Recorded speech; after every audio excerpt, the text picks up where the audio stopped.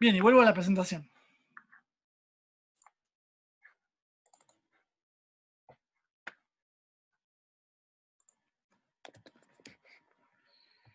Estábamos hablando entonces de los tipos de precipitaciones.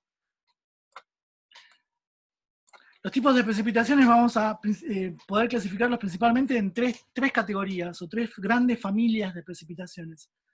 Esto se clasifica en función de cómo se origina esa precipitación, ¿no? Y cuando hablo de cómo se origina es cómo se produce el descenso de temperatura que lleva a la condensación de agua. Entonces, vamos a ver precipitaciones que son convectivas, precipitaciones que son frontales, o precipitaciones que son a consecuencia del relieve u orográficas, ¿sí? Estas son las tres grandes familias. Esto de los instrumentos de medida ahora no me interesa, después lo vamos a ver. Ahora sigo, digamos, con los tipos de precipitaciones.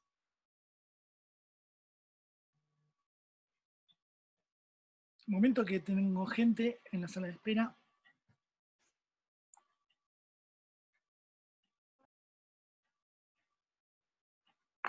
Ahí creo que estamos todos.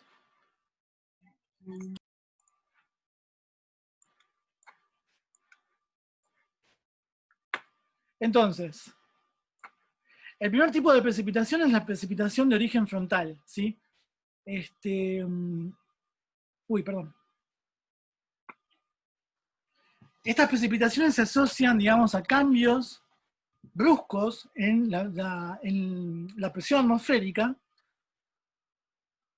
y esto resulta en un ascenso debido a la convergencia de masas de aire que tienden a rellenar una zona de baja presión. Esto quiere decir que chocan dos frentes de aire con diferente temperatura. Ahora se lo estoy explicando, se va a ver mucho más claramente cuando veamos la figura. Entonces, el origen de una precipitación frontal tiene que ver con el encuentro entre una masa de aire fría y una masa de aire caliente, ¿sí? Un frente frío y un frente caliente. Creo que me están hablando por el chat, pero a ver que estoy teniendo problemas.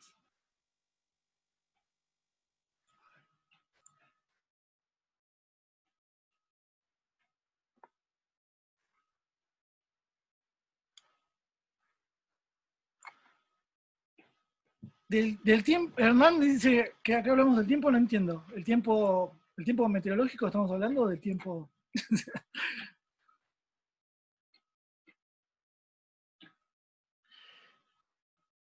Ah, ok, sí, tal cual, sí. Sí, acá estamos hablando, digamos, de fenómenos que tienen que ver con el tiempo meteorológico, ¿sí? No tanto con el clima, ¿sí? Estos son fenómenos que se producen en una ventana temporal corta y que condicionan, o sea, determinan las condiciones climáticas en un momento dado. O sea, entonces estamos hablando del tiempo, exacto. Entonces, en los frentes fríos el aire cálido es desplazado violentamente hacia arriba por el aire frío. Ahora vamos a ver, o sea, imaginen que chocan dos frentes de aire a diferente temperatura y eso va a hacer que se produzca un arreglo determinado. Se lo muestro en la figura directamente, que es más fácil de verlo. Esto, por ejemplo, es el choque, en la figura de la derecha, de una masa de aire frío que forma una cuña y una masa de aire caliente que va a ser por efecto de la convección, ¿se acuerdan cuando vimos conducción, radiación, convección? Va a ascender, en tanto que el aire frío se va a desplazar y contener por debajo, se va a mantener por debajo. El contacto entre la masa de aire frío con la masa de aire caliente produce el descenso de temperatura, la transferencia de calor y pérdida de temperatura de la masa de aire caliente. Acá se me produce la condensación y ahí tengo la precipitación. Otra forma de verlo, de nuevo, tengo una cuña de aire frío que se desplaza y choca con una masa de aire caliente. El aire caliente no está representado acá, no lo vemos. Sería, digamos, toda esta parte de la figura es el plano donde está el aire caliente. El aire frío, al ser más denso, tiene menor presión, se mantiene por debajo, en tanto que la masa de aire caliente se coloca por encima, se monta sobre la cuña de aire frío. Esto produce corrientes ascendentes, donde contactan la masa de aire frío con la masa de aire caliente, se produce el descenso de temperatura, se produce la condensación, y ahí es donde se precipita. Entonces, una precipitación frontal es producto del choque entre dos masas de aire. Dos masas a diferente temperatura. Una masa de aire frío, un frente frío, y una masa de aire caliente, un frente caliente. Estos son más esquemas de exactamente lo mismo, ¿sí? Ven que son muy similares, de nuevo, o sea, es básicamente lo mismo. O sea, acá ahora se ve representada la cuña de aire caliente y la cuña de aire frío. El aire frío siempre se va a mantener por debajo por una cuestión, digamos, de densidad, ¿sí? O sea, el aire frío es el que se queda por debajo, el aire caliente se monta sobre esa masa de aire frío, en el contacto entre dos masas, entre dos frentes, se produce la condensación. Acá está de nuevo cómo el aire caliente ingresa y sube por encima del aire frío, y acá en el contacto se produce la precipitación. Eso es con respecto a las precipitaciones frontales. Luego tenemos precipitaciones convectivas. Una precipitación convectiva tiene su origen en la inestabilidad de una masa de aire más caliente que las circundantes. Entonces, estoy hablando de un fenómeno puntual. Si yo lo veo en superficie, tengo un lugar, un parche, un punto de la masa de aire de la atmósfera donde el aire se calentó con una mayor con una mayor transferencia de temperatura, ¿sí? Entonces, se me produce un calentamiento de aire, pero puntual. La masa de aire caliente, por supuesto, de nuevo, entramos en un fenómeno físico de convección. ¿Se acuerdan cuando hablamos de esto, de la convección? El aire caliente que asciende, se eleva. En ese ascenso, recuerdan que cuando vimos la estructura vertical de la atmósfera, cuando veíamos qué pasaba con la temperatura en la troposfera, veíamos que a medida que íbamos subiendo, ganando altura vertical, se produce un descenso de la temperatura. Entonces, la masa de aire se calienta en superficie, ese aire caliente asciende, y a medida que va ascendiendo, va bajando su temperatura. Entonces, por ejemplo, acá en la figura se ve que en superficie hacen 32 grados. Luego, la masa de aire se calienta, disminuye su densidad, baja su presión, se produce el ascenso, asciende a 300 metros y la temperatura bajó a 29 grados. Asciende a 600 metros y la temperatura bajó a 26 grados. A 600 metros se produce un descenso de temperatura tal que lleva a la formación de nubes. O sea, eso quiere decir que la humedad contenida en ese aire caliente comienza a formar vapor en suspensión. Todavía no precipita, está formando nubes y se mantiene en suspensión.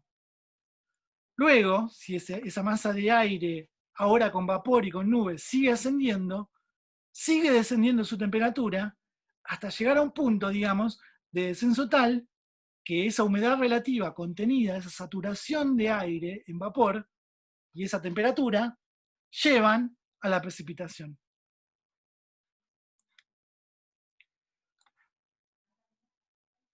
Entonces, estoy viendo ahora en el texto si dice algo que no lo haya explicado.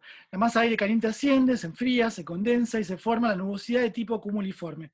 Ya vamos a ver, estas nubes son cúmulos y, o sea, en la segunda parte de esta clase habla acerca de cómo se llaman las nubes y cómo se clasifican. Esto origina grandes tormentas, porque además, o sea, después vamos a ver que entre el tope superior y el tope inferior se produce una gran diferencia electrostática, y esto genera descargas eléctricas.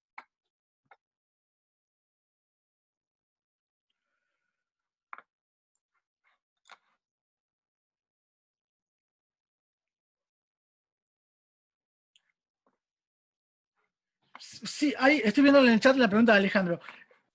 Me mataste ahora con la pregunta. Igual creo que no, porque este tipo de nubes convectivas y de grandes tormentas de convección tienen un piso de temperaturas. O sea, por ejemplo, no sé, vieron que acá en Patagonia no es muy común, sin embargo, hay ciertos días de verano donde vemos grandes formaciones de nubes con gran desarrollo vertical, digamos, o sea, que son digamos, se originan por corrientes convectivas.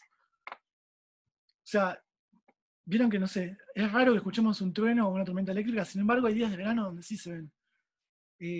Las tormentas eléctricas con gran polarización, ionización y descargas se originan por este mecanismo, ¿no? O sea, por tener, digamos, nubes con gran desarrollo vertical. No sé, Ale, si hay un rango de temperaturas. Creo que hay un piso, yo creería que sí, lo averiguo.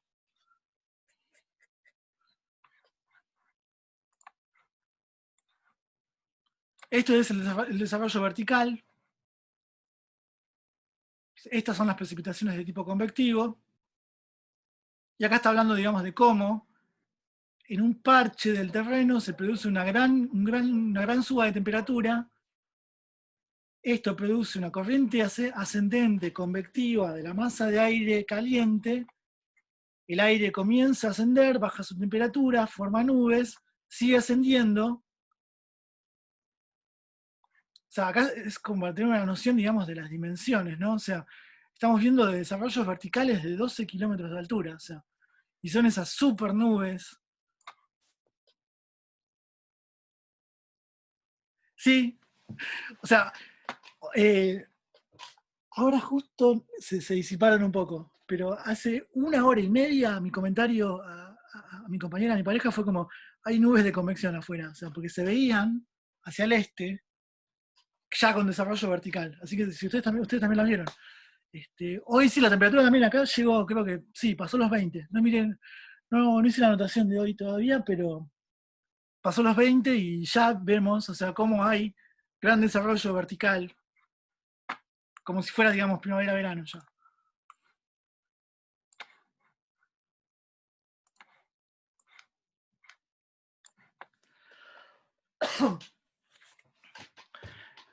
Perdón, una cosa que me faltó comentarles de esto es que estas descargas de precipitación son locales, ¿no? O sea, no estamos hablando, digamos, de una precipitación que cubra gran cantidad en kilómetros cuadrados, en superficie geográfica, ¿sí? Estamos hablando de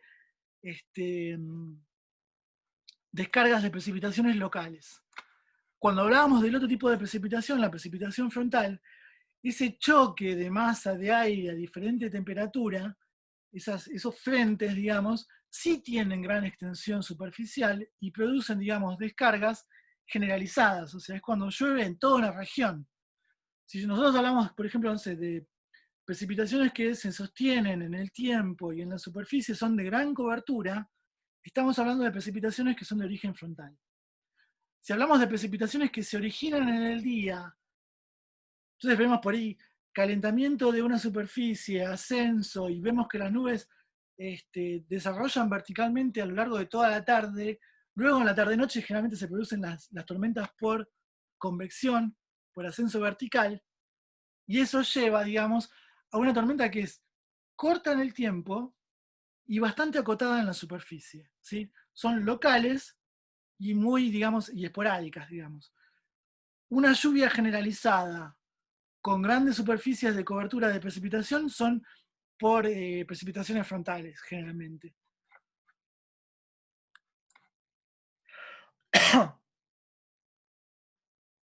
Hola Andrés, ¿todo bien? Exacto, sí. O sea, este es el típico, la típica precipitación que se ve viajando en la ruta y se ve, digamos, a lo lejos, la cortina de agua que cae, o sea, la descarga. O sea, y esto es muy típico, digamos, de la primera avanzada, verano, incluso principios de otoño, ¿sí? O sea, necesitamos grandes temperaturas, grandes tasas de radiación para que haya gran calentamiento de masas de aire y desarrollo vertical de estas grandes nubes.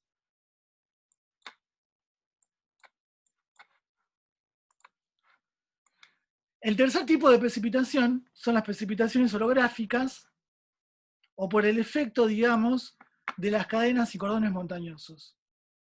Esto pasa cuando se produce un ascenso mecánico de una masa de aire sobre una cadena montañosa. Entonces, de nuevo, yo tengo una masa de aire a cierta temperatura que se desplaza por la ladera y asciende una cadena montañosa, una barrera montañosa, y en ese ascenso se va produciendo el descenso de temperatura. Ese descenso de temperatura, a medida que esa masa de aire asciende, produce la condensación y la precipitación. Entonces la influencia orográfica está marcada en terreno quebrado, que los patrones de tormentas tienden a parecerse a aquellos de la precipitación media anual. Esto define que las precipitaciones medias anuales dibujen de alguna manera o sigan la distribución de cadenas y barreras montañosas. Esto ahora vamos a ver es el ejemplo típico que nos pasa acá en Cordillera de los Andes y cómo descarga todo lo que viene del Pacífico, descarga del lado de Chile. Exacto, es lo que está comentando Hernán, ¿sí? Ahora vamos a ver una diapositiva de eso.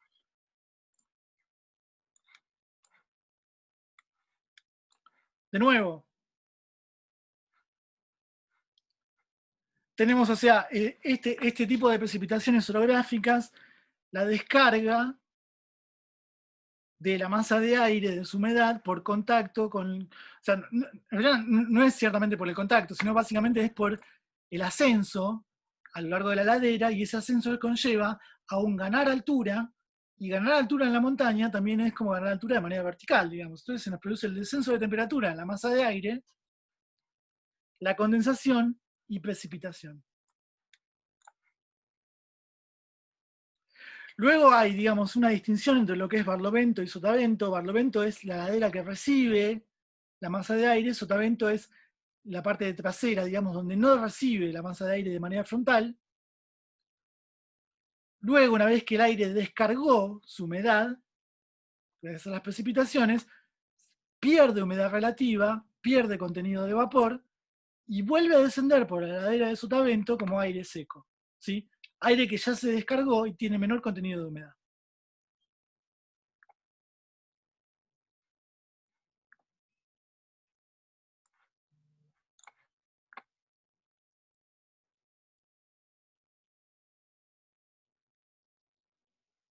Sí, tal cual, sí. O sea, vieron el cruce a Chile por Morales claramente, o sea, cómo la divisoria de aguas define el tope de dónde se produce la descarga y dónde después el aire ya es muchísimo más seco, digamos, y cuando salimos de hecho del Parque Nacional prácticamente estamos en la estepa. Y en una progresión, digamos, longitudinal, en kilómetros, muy corta, muy pequeña, o sea, en distancia, digamos, desde, no sé, estoy pensando, desde Curarrehue hasta el límite del Parque Nacional, son muy pocos kilómetros en distancia horizontal, ¿sí? Lo que pasa es que hay un gran desnivel vertical que nos produce esta descarga de precipitaciones orográficas en el medio. Y eso vemos, tal cual, sí, lo que dice Hernán, lo vemos reflejado en el tipo de vegetación, ¿sí? Esta figura ilustra un poco lo mismo. Son dos puntos ahora de dos perfiles longitudinales en la cordillera de los Andes, Chile al oeste, Argentina al este. Esto es la cordillera frontal. Podemos pensar, no sé, en San Juan o Mendoza. De hecho, en la figura creo que está el Cerro Mercedario, esto es San Juan. Y como, de nuevo, el aire cargado de humedad proveniente del anticiclón del Pacífico, al ascender por efecto mecánico, ascender por las laderas, digamos, del Barlovento, de la cordillera de los Andes, descarga, y luego, una vez que descargó, cambia su densidad, cambia su temperatura, cambia su contenido de agua y desciende por sotavento como aire seco. Y esto nos lleva a que en San Juan, Mendoza, digamos, en la Puna, tengamos ambientes de muy bajas precipitaciones, mientras que del lado de Chile las precipitaciones son mayores. Esto es exactamente lo mismo, pero ahora estamos en otra longitud. Ven que acá la cota de altura en los Andes frontales llega hasta casi los 6.000 y pico de metros, casi 7.000 metros, y si estamos en la cordillera de los Andes a la altura de Patagonia, en los Andes patagónicos, el fenómeno es igual, pero ahora la cota de altura es de 1.500 a 2.000 metros. Esta diferencia en la cota de altura produce que parte del aire húmedo cruce la divisoria de aguas, la descarga no se haga totalmente del lado chileno y tengamos, digamos, un bioclima, digamos, o ambientes de bosque andino patagónico. ¿Sí? San Martín de los Andes, de hecho, recibe la influencia de los aires húmedos desde el Pacífico. No es que todo se descarga del lado de Chile y cuando llega, digamos, a la divisoria de aguas, al tope, no queda más humedad por descargar. Parte, digamos, de ese excedente, queda un excedente, digamos, de humedad para descargar al este del lado de Argentina todavía. Esto produce, digamos, los valles, digamos, de humedad y de bosques andino-patagónicos fueguinos.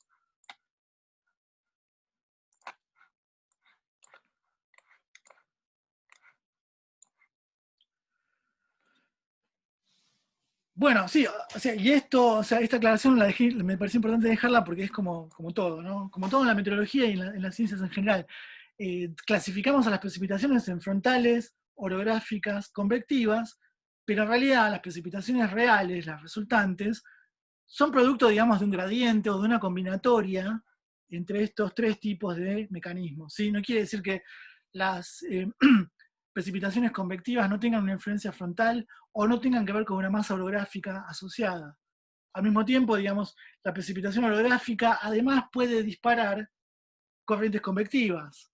Y luego puede eso desarrollarse o evolucionar en un frente cálido o frío. Entonces, como que, o sea, uno arma esta clasificación, pero, o sea, como toda la naturaleza, son tantas las variables que vamos a tener grises o un gradiente de precipitaciones que son intermedias. Tienen una componente convectiva, una componente frontal o una componente orográfica.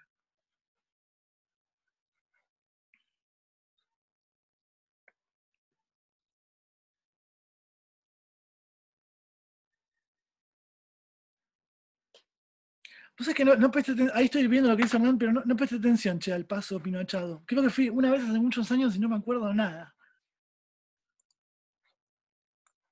Pablo es en la parte donde está el hito, justo está Sí, la divisoria de agua, y en invierno, por ejemplo, vos ves que hace mucho más frío que a 10 kilómetros abajo. claro. Pero es infernal. Está muy alto pero vos ves cómo sale el vapor de la ruta y el frío, bueno, el viento blanco en invierno. Claro, sí, sí, sí. Sí, hay un gran, digamos, un salto altitudinal y de delta T de temperatura grande, seguro.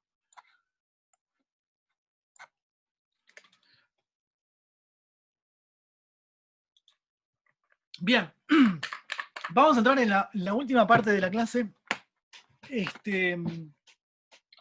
Y vamos a estar un poco en la medición, digamos. O sea, de todo vimos algunas definiciones, clasificaciones, y luego vimos cómo esa variable yo la puedo medir. Así que muy brevemente les quería contar acerca de algunos métodos de medición y de mapeo de las precipitaciones. Eh, la precipitación media de una cuenca, acá está pensado para una cuenca, pero puede ser, digamos, para cualquier región o área de interés, puede ser a través de su media aritmética. La media aritmética es el promedio. O sea, eso quiere decir que yo lo que hago es, con pluviómetros, contabilizar la cantidad de precipitaciones caídas en un mes, en un año, y luego hacer un promedio con diversos meses o con diversos años. Entonces, uno calcula un promedio. Otro método es los polígonos de Thiessen, ahora vamos a ver de qué se trata, o la construcción de isoyetas. Isoyetas aparece escrito de muchas formas, puede estar con Y o con H intermedia y latina. Así que de todas las formas que aparezcan, estamos hablando de lo mismo. Ahora vamos a ver qué son las isoyetas y cómo se definen. Esto, o sea, se piensa generalmente para una cuenca porque la cuenca se supone que maneja un ciclo hidrológico como dentro de una cápsula, ¿no? O sea, todo lo que cae en esa cuenca drena por un mismo punto. Entonces, uno puede estudiar de manera más afinada cómo es la dinámica hidrológica de esa cuenca. Entonces se define como cuenca un conjunto de puntos del territorio en los que la parte de agua de lluvia que se drena por escorrentía superficial sale por un mismo punto de la red fluvial. Por ejemplo, la cuenca Lácar, donde está San Martín de los Andes. ¿Sí? La cuenca Lácar tiene una cabecera y tiene un punto por donde drena. ¿Sí? Toda el agua que cae en la cuenca Lácar llega a través del Pocahuyo al lago Lácar. Luego eso va a Nontue, y luego eso va. O sea, la cuenca Lácar eh, es pacífica, digamos. O sea, sale, digamos, se va hacia el oeste.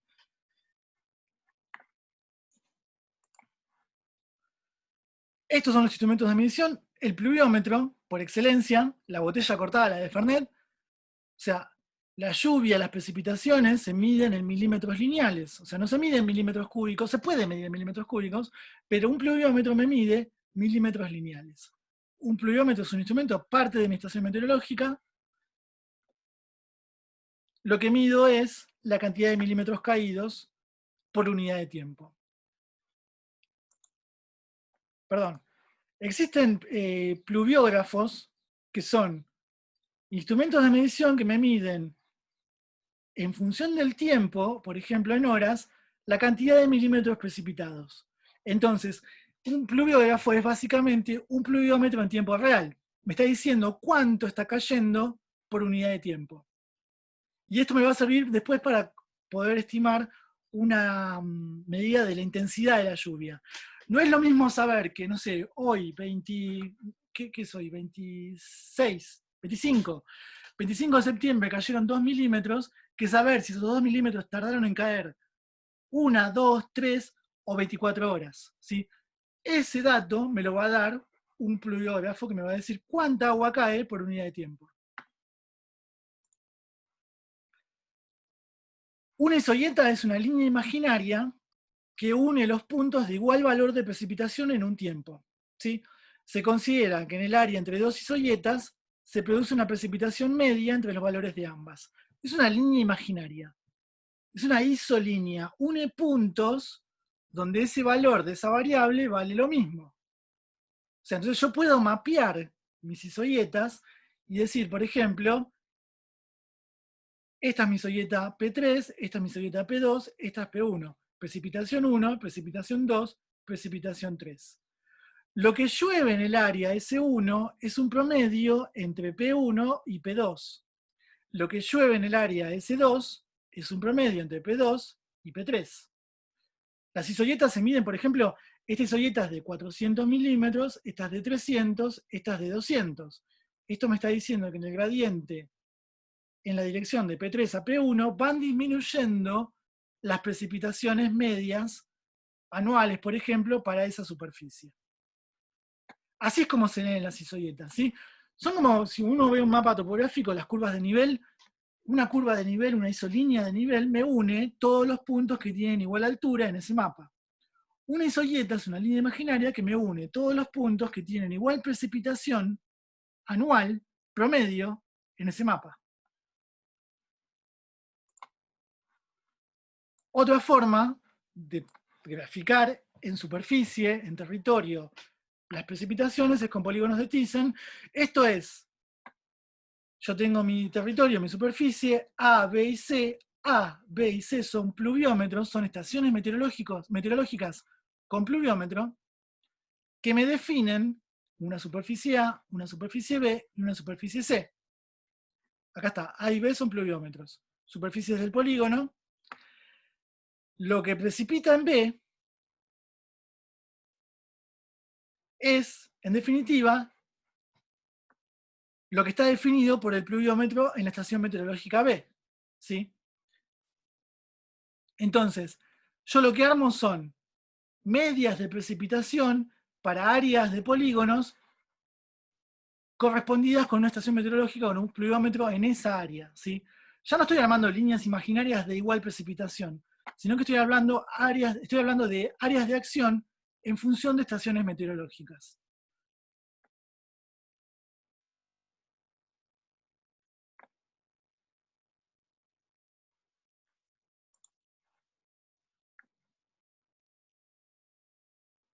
Esto es un poquito el gráfico anterior, lo del pluviógrafo.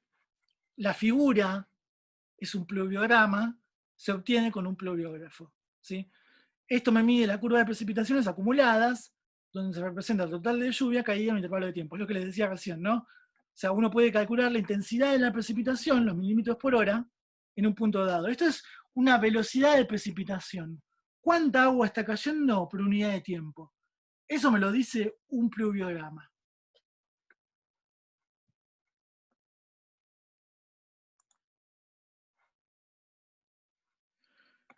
Esto, bueno, también es un poco más o menos lo mismo, o sea, de la intensidad. La precipitación me la mide un pluviómetro, porque está en milímetros. 3 milímetros, a las 12:05 cayeron 3 milímetros. A las 12:10 pasaron 5 minutos, el pluviómetro me marca ahora 10 milímetros. A las 12:15, 12:15 pasaron 5 minutos más y el pluviómetro me marca 25 milímetros. Entonces, yo con esta fórmula puedo calcular la intensidad de precipitación. Es 3 milímetros dividido 1/12, que es una cantidad de horas, y esto me da 36 milímetros por hora. Luego, si yo tengo 10 milímetros, reemplazo 10 milímetros dividido 1/12 y me da 120 milímetros por hora.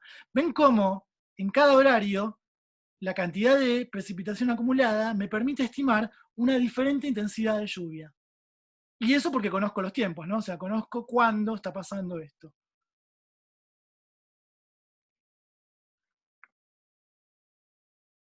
Esto no me interesa mucho, o sea, esto es a modo de, para entender un poquito cómo funciona la variable medida, pero no, esta parte no le vamos a dar bola ahora. Esta es otra forma de representar la intensidad, digamos. X tengo el tiempo, y ahora en Y tengo la intensidad, los milímetros por hora. Entonces, este gráfico es sutilmente diferente. Ya no tengo la cantidad de lluvia caída, sino que tengo la intensidad de lluvia. Y lo que me habla es de la cantidad, de la intensidad, de cómo cambia la intensidad a lo largo del tiempo, ¿sí? La escala de tiempo puede ser horas, un día o anual, incluso. Entonces, y esto está separado por celdas. Esto quiere decir, esta es la lluvia de la mañana, esto es un chaparrón que cayó después de mediodía, esta es la lluvia de la tarde, y esto es lo que cayó por la noche. Por poner un ejemplo, porque no tienen números, horas de números. Pero estamos hablando de diferentes. Cada celda me representa un evento distinto de precipitación, ¿sí? O sea, llovió a diferentes intensidades a lo largo del tiempo, cortó, dejó de llover, a tal hora volvió a llover de nuevo un poquito a diferentes intensidades, cortó, pasó un tiempo sin lluvia, volvió a llover, este es otro evento, otra celda, con diferentes intensidades, y así, ¿sí? Entonces cada celda es un evento de precipitación.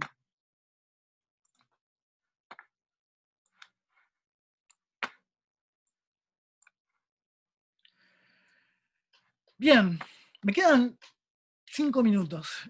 Y lo que se viene es largo, así que me parece que voy a cortar acá para que no quede cortado esto, y en la clase del lunes a las 5 retomamos acá. No le queda mucho a esta presentación, así que me parece que el lunes terminamos con esta y avanzamos con la que sigue, que es lo que vamos a hablar un poquito de las nubes. No está en la plataforma todavía, ¿no? Se las dejo este fin de semana, la estoy terminando. Vamos a hablar un poquito de las nubes y algo que quedó pendiente, no sabía muy bien cómo echarlo, pero podemos verlo en muy poquitas diapositivas, que es el tema de las heladas. Tiene que ver más con el calor y temperatura, pero vamos a meterlo acá, y así también le damos un poquito de tratamiento a eso. Creo que, bueno, estoy. Les prometo entonces para el fin de les dejo la presentación que vamos a ver el lunes, y además tengo que seguir corrigiendo los TPs, se los sigo devolviendo. Espero poder terminarlos este fin de semana.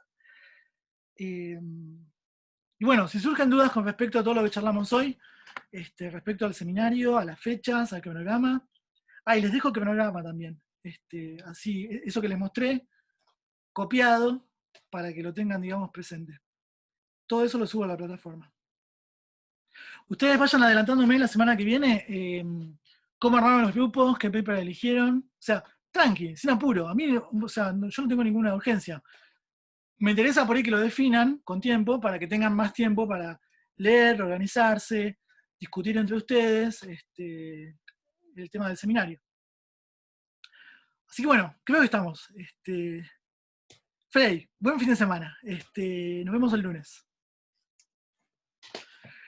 Nos vemos, suerte, buen fin de. Saludos, adiós. Les subo estos videos hoy mismo, más tarde o mañana. Buen fin de, cuídense mucho, descansen. Gracias a ustedes, buen fin de.